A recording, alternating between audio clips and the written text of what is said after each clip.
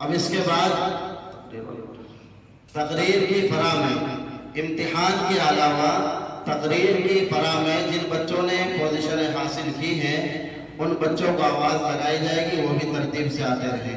تقریر کا آپ کا جو مسابقہ ہوا اور جن بچوں نے اس میں محنتیں کی اور اچھی تقریر، اچھی کارکردگی کا مظاہرہ کیا، ان بچوں نے کامیابی حاصل کی، ان بچوں کو انعام سے نوازا جا رہا ہے، وہ بھی تشریف لاتے رہے۔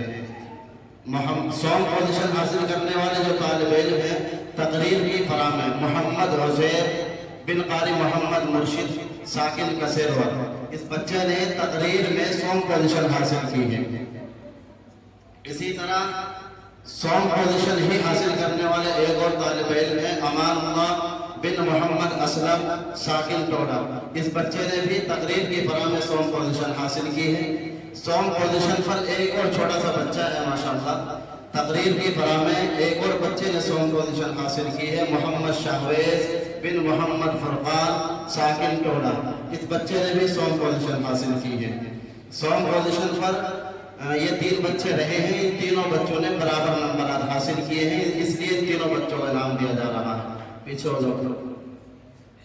تقریر کی فراہ میں دوسری پوزیشن حاصل کرنے والے جو ہونہار طالب علم ہیں اس بچے کا نام ہے محمد عیان بن محمد بابر ساکن ٹوڈا، وہ بھی تشریف لائے۔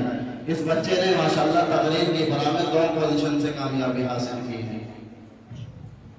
اب اس کے بعد اس طالب علم کو آواز لگاؤں گا جس نے تقریر کی فراہ میں اول پوزیشن سے کامیابی حاصل کی ہے، جس کا نام ہے شان محمد بن محمد غیور ساکن ٹوڈا۔ یہ بچہ بھی آئے اور آ کر اپنا انعام حاصل کر لیں۔ اب اس کے بعد